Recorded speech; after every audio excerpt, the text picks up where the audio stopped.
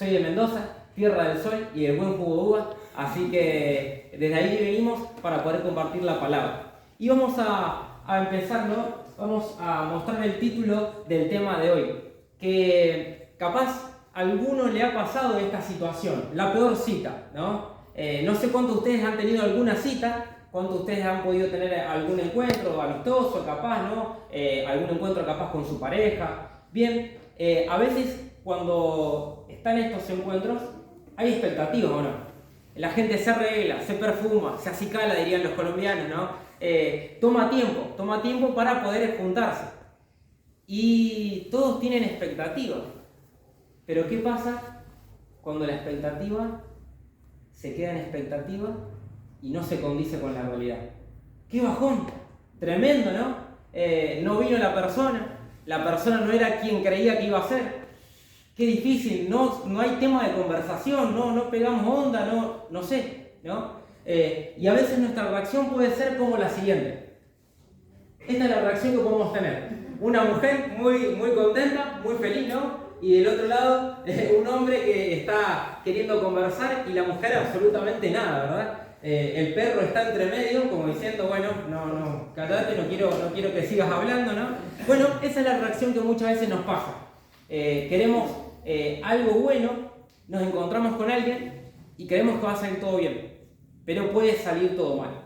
Y hoy quiero compartir la historia de una persona que se encontró con Jesús y salió peor de lo que estaba. ¿Puede alguien encontrarse con Cristo y salir peor de lo que estaba? Vamos a ver. Vamos a abrir nuestras Biblias y pasamos a la próxima diapositiva, próximo PowerPoint. Vamos a buscar en Lucas capítulo 18, versículo 18.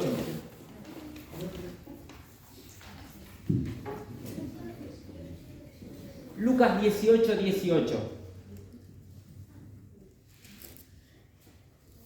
Dice así. Evangelio de Lucas, capítulo 18, versículo 18.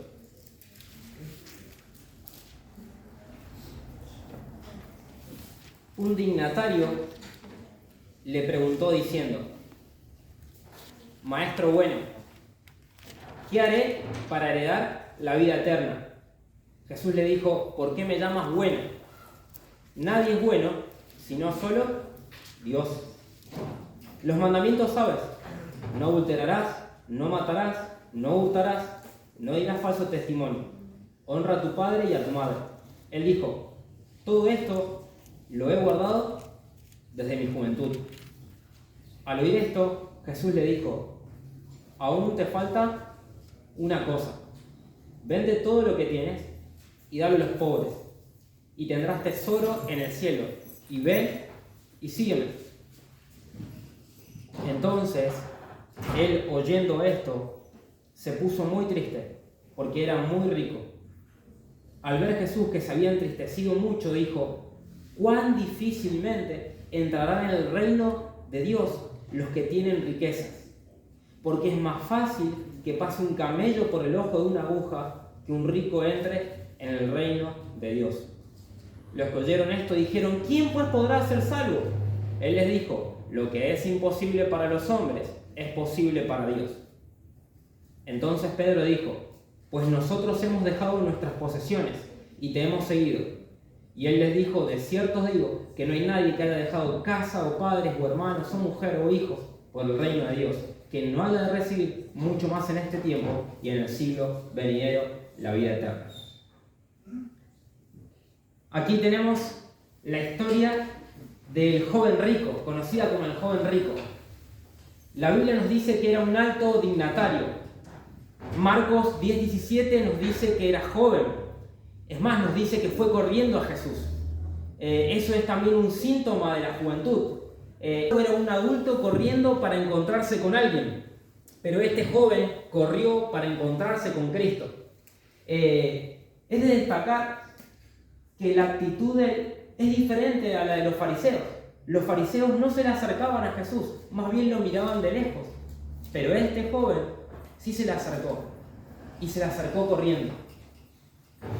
Interesante destacar que el joven, dice Elena de White, había reparado de manera especial en la figura de Jesús porque había visto en él algo que no había visto en nadie más. Si ustedes ven los versículos anteriores, el versículo 15 y el versículo 16, allí en Lucas, Jesús bendice a los niños. Él, al ver ese gesto tierno que tenía Jesús con los niños, un gesto diferente para las personas de la época, él vio, más todo lo que había escuchado, que esta persona era particular. Él sabía que Jesús estaba haciendo milagros. Él había escuchado, pero él estaba viendo un amor extraño, una ternura que no tenía comparación. Y frente a eso, frente a su curiosidad, él le dice: Maestro bueno, ¿qué haré para heredar la vida eterna? Algo más, era alto dignatario. Elena de White dice que, según también los eruditos, pudo haber sido participante del concilio del Sanedrín, o podría haber sido participante del concilio de los judíos, o sea, del concilio de su ciudad.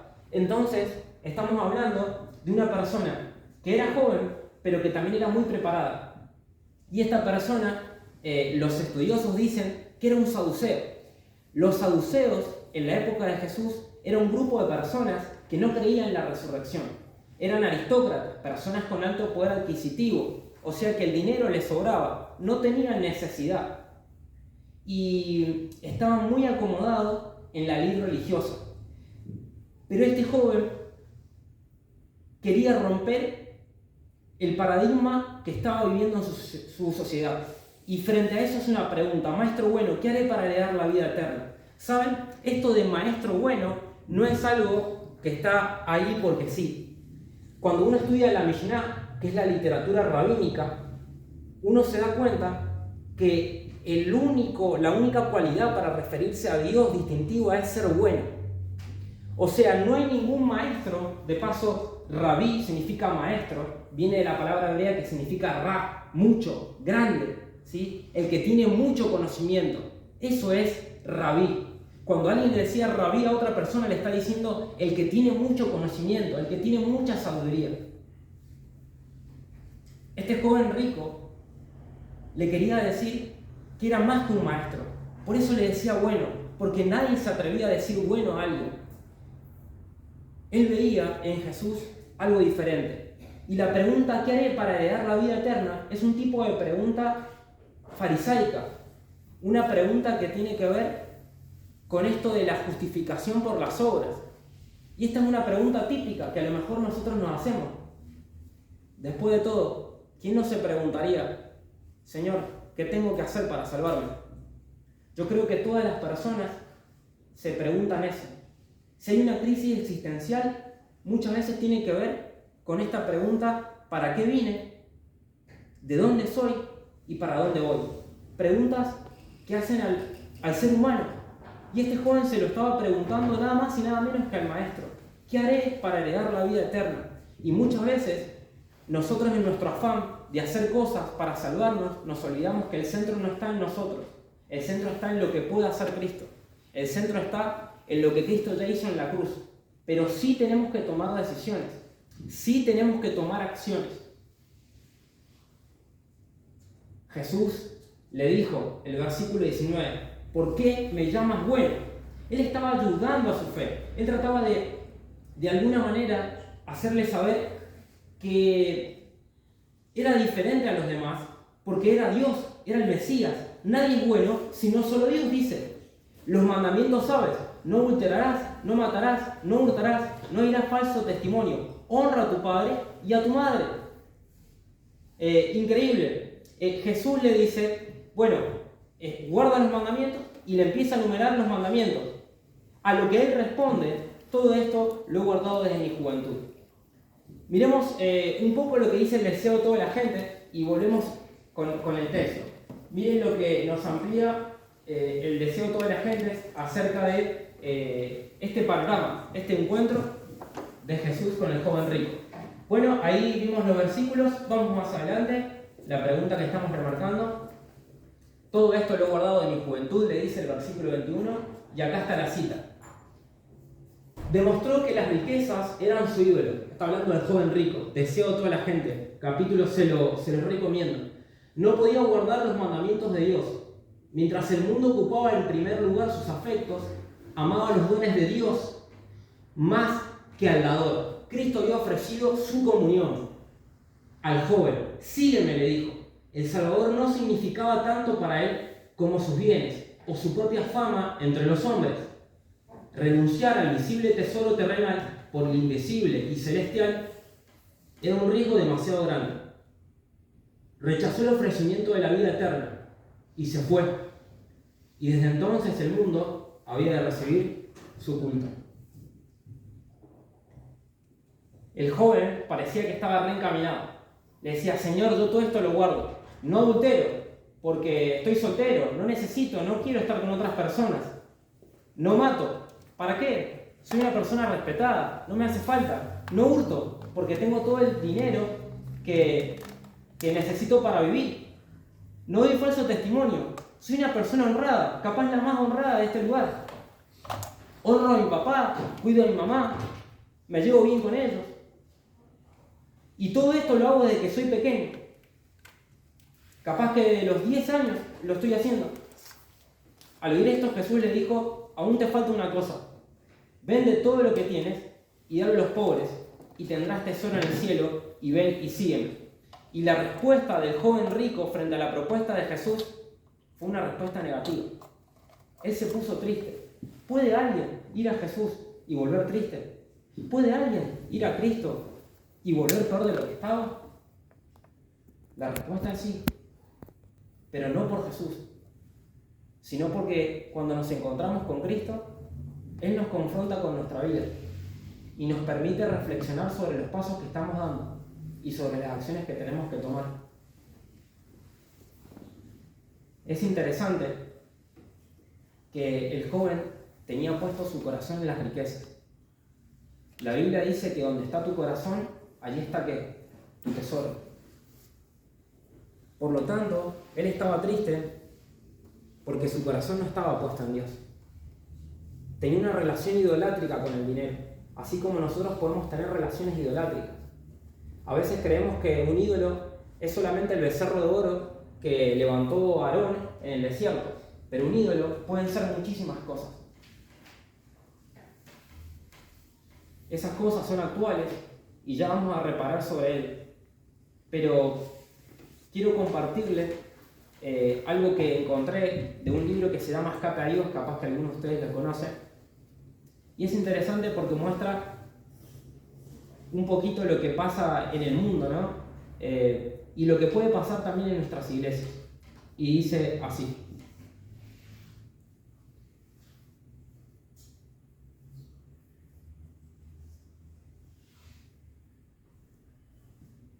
esperemos un segundito, y ahí. Su convención era la más grande que el mundo habría podido ver, que había visto alguna vez. Vinieron delegados desde cada rincón de la tierra, promovidos y reunidos para destruir al oponente. Ellos mismos parecían destructores, en peligro. Esa noche hablaría un discurso clave su gran líder. Los delegados se habían reunido allí, deseaban ser como él y decían: si hay alguien que puede revertir esta situación, es el expositor de esta noche. Desde que tenían memoria era su líder. Más aún, todos deseaban emularlo. Él poseía tanto sus afectos como su lealtad, y a través de los años se había transformado en esencia su Dios. Un aplauso atronador llenó el lugar.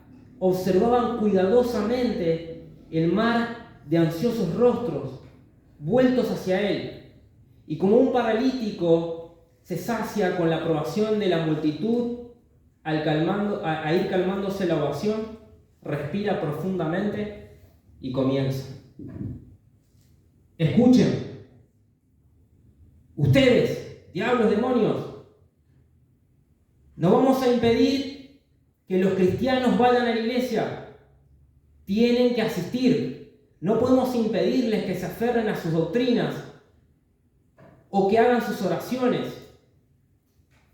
Debemos cambiar de táctica si queremos seguir disfrutando del éxito. El tiempo es la clave. Podemos concederle sus doctrinas, sus oraciones, su asistencia a la iglesia, si podemos controlar su tiempo. El tiempo es el ingrediente esencial, porque sin ellos nunca encontrarán una conexión salvadora con Jesús, dijo escupiendo maliciosamente la última palabra, Jesús. Permitámosles pensar que son salvos en tanto que nosotros controlamos su tiempo y serán nuestros tan seguramente como aquellos que nunca pisaron un pie en esta iglesia. ¿Cómo lo lograremos? Mantengamos ocupados en las cosas superficiales de la vida para ocupar sus mentes. Animémosles a gastar y a gastar. Luego a trabajar para pagar los que gastaron. Trabajar y trabajar. Llenen sus buzones con catálogos llenos de ofertas, de las más seductoras. A continuación añádenle oferta de las tarjetas de crédito para pagar todo lo que han comprado. Enséñenles que la felicidad viene de las cosas. Induzcan a las esposas a trabajar, a sus esposos a trabajar 8, 10, 12 horas por día, 6 días a la semana, 7 si es posible. Háganlos trabajar en 2 trabajos si es necesario. Hagan que parezca una necesidad que las esposas y los esposos trabajen. Díganle que no hay otra salida. Que si quieren mantener el estilo de vida que desean en su familia deben trabajar y deben trabajar mucho. Además, llénenlos de catálogos, entonces consigan que sus esposas trabajan por largas horas. Ayúdenlos a que estén ocupados y no puedan participar en las tareas del hogar. Así no les quedan tiempo con los niños ni energía para sus esposos, para su familia. Estimulen por demás a sus hijos, así no pueden escuchar los susurros de Jesús en sus conciencias. Aturden sus sentidos con música, que escuchen en cada lugar, en lugar de trabajo, negocio. Asegúrense que las malas noticias los alcance todos los días. Utilicen los diarios, las revistas, la televisión, la radio. Corrompan la trama moral de sus matrimonios y de sus jóvenes, colocándoles imágenes sexuales que provoquen sentimientos impuros en las carteleras, en las películas, en los diarios, en las tapas de revistas. Por supuesto, la televisión. Utilicen los shows de la televisión para que desfilen por las salas de sus hogares los miembros más pervertidos de la sociedad. Hagan que disfruten de los detalles más sórdidos de la vida y que consideren solamente la conducta inmoral, hasta que comiencen a considerar el mal tan solo como otra alternativa. Háganlos morar en la basura, en lo trivial, en las aflicciones del mundo. Describan con detalle los delitos de los ricos, los famosos, distráiganlos de las realidades eternas de la vida, mediante esperanzas vanas, rifas, loterías, juegos. Tienen su estandarte de más libros. Estos representan tiempo y cuanto más tiempo, menos tiempo con Dios. Llenen sus hogares con computadoras. Háganlos andar por las autopistas electrónicas, donde nosotros manejamos la mayoría de las salidas. Inventen montones de correos electrónicos. Atúrdanlos con la repetición de información interminable. Denle un dispositivo electrónico a los niños, a cada miembro de la familia. Llenen sus días con llamadas telefónicas, denle teléfonos celulares, de modo que sea fácil hablar toda hora, todo el tiempo. Sobrepasen a los niños con actividad, con programas diferentes, fuera de currículum, clubes, clases de música, fiestas, que no tengan tiempo, causen el estrés, con tanta tarea escolar que vayan en aumento en edades más tempranas. Envíenlos a los preescolares, a programas de atención temprana para niños. Manténganlos lejos de la influencia de los padres. Ténganlos muy estresados. Que respondan a nuestra estimulación para que se vean y sean sexualmente activos. A que usen cigarrillos, alcohol, drogas. Y que solamente eso sea un escape final. Permítanles que sean excesivos en sus recreaciones. Mándenles a vacaciones caras. Háganlos salir, gastar tiempo, dinero. Todo esto ayudará a que se alejen de Dios.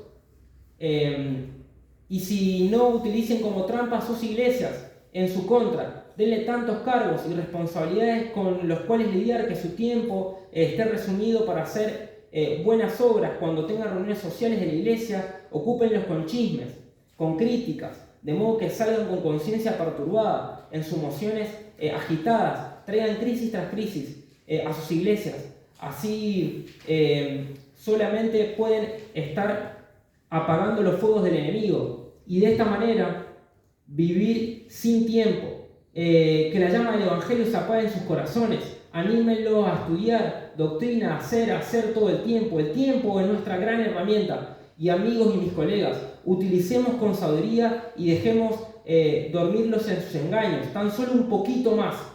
Entonces el mundo como la iglesia serán nuestros y ganaremos una victoria eterna. Adelante, demonios, adelante, la victoria es nuestra, la victoria es nuestra. Un poco largo, pero compartía esto porque muchas veces esta es la situación que nosotros encontramos en nuestras iglesias y en nuestra familia. A veces tenemos tiempo para todo, pero no tenemos para Dios. Probablemente tenemos tiempo para estar en las redes sociales y no son malas, pero ¿cuál es el tiempo que nosotros le dedicamos a Dios? ¿Qué es lo que no nos permite ver a Jesús? ¿Saben? Muchas veces nos perdemos de una conexión salvífica, de una relación con el Señor por falta de tiempo. Y porque ese tiempo lo empleamos en otra cosa, que creemos que es nuestra prioridad. Y no nos damos cuenta que eso nos termina contaminando, nos termina alejando de Dios. Cuando yo pienso en la vida del joven rico, pienso que él tenía una mochila, como decía el pastor recién. Yo pienso que en esa mochila él cargaba con muchas cosas. Y probablemente una de las cosas con las que él cargaba podría ser la siguiente. Probablemente el joven rico estaba ilusionado con el dinero, iba tras del dinero. El dinero pudo más que cuando Jesús lo invitó, prefirió el dinero que a Jesús. Probablemente el joven rico ocupaba capaz tiempo en los libros, y leer libros, cultivarse, ser intelectual no es malo. El tema es cuando ese tiempo que nosotros destinamos a los libros es tiempo que nos quita para estar con nuestro Dios. A veces leemos de todo, menos la Biblia. O puede ser que el joven rico estaba preocupado por su apariencia, se preocupaba más cómo olía, pero no se daba cuenta que el mejor olor, la mejor fragancia es la del corazón. Dios mira nuestro corazón. A veces perdemos mucho tiempo en las modas, en cómo nos vemos, en lo que la gente piensa de nosotros, y no nos damos cuenta que Dios nos está mirando y que la mayor aprobación de todas tiene que ser del cielo y no de los demás. Mis hermanos, habían cosas que separaban al joven rico de Dios. Yo no sé qué es lo que nos separa de Dios en esta noche. Puede ser que alguno se sienta identificado por eso. Puede ser que alguno tenga una pasión tan fuerte que lo aleje de Dios. Puede ser que sea una actividad, puede ser que sea una persona, puede ser que sea una cosa, un objeto. Independientemente de lo que sea, lo que sí sé es que nosotros necesitamos vaciarnos de lo que no nos llena para llenarnos de Dios. Es una paradoja. A veces estamos tan llenos de todo que por esa razón no podemos llenarnos de Dios. A veces queremos escuchar la voz de Dios, pero mientras queremos escuchar la voz de Dios, estamos con los ojos tapados y con los oídos también tapados, porque preferimos escuchar cualquier música o cualquier voz, menos la del Espíritu Santo, menos la del reino de los cielos. Por eso el joven se va triste. ¿Y por qué Jesús le dice, vende lo que tiene, y no le dice, da a los pobres lo que tienen? Porque los pobres no necesitaban lo que él tenía. Porque los pobres no necesitaban sus lujos. Lo que Jesús quería hacer era que él entregara lo que estaba estorbando, que Jesús fuera su Rey y Señor. Y lo que Jesús quiere hacer en esta noche y quiere hacer en nuestra vida, que entreguemos el pecado, que entreguemos eso que está reemplazando el lugar que debería tener Dios en nuestra vida, en nuestra familia, en nuestra actividad, en nuestro trabajo, en nuestro estudio. Y por eso se va triste. Y de paso él dice, es más fácil que pase un camello por el ojo de una aguja que un rico entre en el reino de Dios. Y él lo está diciendo literal, es una hipérbole, ¿sí? Muchos dicen del ojo de la aguja de la puerta, eso es una interpretación posterior, medieval. La Biblia nos dice que era una exageración, lo que Jesús estaba tratando de decir, que para los ricos, si no sacrificaban esos ídolos que era el dinero, ya Pablo decía, la raíz de todos los males, ¿cuál es? Dinero. El amor al dinero. Si nosotros no sacrificamos el dinero, o sea, lo que estemos acariciando, va a ser imposible entrar al reino de los cielos, hermano. Pero no porque Jesús no quiera, sino porque nosotros no queremos. Pero lo que es imposible para los hombres es posible para Dios. Avanzamos una más y ya nos vamos acercando al final. El joven rico pensaba en todo lo que tenía, y mientras pensaba en sus cosas, menos pensaba en Dios. Así somos nosotros. Pensamos en todo, menos en lo más importante, que es Jesucristo. El joven rico iba triste porque no quería estar con Jesús. Los bienes del príncipe le habían sido confiados para que se demostrase mayordomo fiel. Pasamos a la próxima, ¿sí? Por favor. Se le había confiado esos bienes porque, como todos, se nos confían talentos, se nos confían recursos. Tenía estos bienes para beneficio de los menesterosos, o sea, de los necesitados. También ahora confía a Dios recursos a los hombres, así como talentos y oportunidades, a fin de que sean sus agentes para ayudar a los pobres y a los dolientes. El que emplea como Dios quiere los bienes que le han sido confiados, llega a ser colaborador con el Salvador. Gana almas para Cristo, porque es grande de su carácter. Avanzamos una más, por favor. Y en este marco, yo quiero compartir que, como dice el versículo 27, lo que es imposible para los hombres es posible para Dios. Cuando le pregunta a Pedro, Dios dice que es recompensado todo aquel que deja casa, deja hermanos, familia por él. Y esta es la historia de Beverly Shea. Beverly Shea es el autor de este himno. ¿Cuántos conocen Prefiero a mi Cristo, verdad? Todos, la mayoría. Prefiero a mi Cristo es un himno excepcional, espectacular. Describe una persona que lo está dejando todo por Jesús. Pero él en realidad está relatando su propia historia. Beverly Shea dice que alrededor de los 9 años empezó a aprender piano. Su mamá le motivaba a que aprendiera piano. Y era muy bueno. La rompía en el piano. Tocaba muy bien. Con el tiempo fue creciendo, fue mejorando, y un día alguien lo escucha. Cuando lo escuchan a él, le ofrecen trabajar en una radio secular. Y le ofrecen grabar un disco, pero todo esto era secular. Él le gusta la propuesta, él le gusta la idea, y él se mete. Y estaba ganando, y estaba haciendo shows, y recibía el aplauso del mundo, y recibía la ovación, y él estaba feliz. Pero él recordaba lo que su mamá siempre le decía de pequeño, que su talento era para Dios, que su virtud era para el Señor, y que él se lo había entregado. Beverly tuvo que tomar una gran decisión, firmar un contrato por 3 años con mucho dinero, o dejar eso y volver a sus raíces, volver al Señor. Beverly tomó la mejor decisión, dejó eso, pero ¿cuál fue la recompensa? Estaba pobre, sin trabajo, con 2 hijas. ¿Qué persona dejaría un trabajo cuando tiene 2 hijas, personas que alimentar y está en una situación económica que no es buena? Pero Dios recompensa nuestra fe. La historia de Beverly nos dice que él termina teniendo trabajo y termina tocando con su gran virtud, que era el piano, para que muchas personas los conozcan a él. Él grabó CDs, grabó discos, DVD, estuvo en diferentes shows. De hecho, él tocó después una gira por todo Estados Unidos con un gran predicador que seguramente habrán escuchado, que se llama Billy Graham.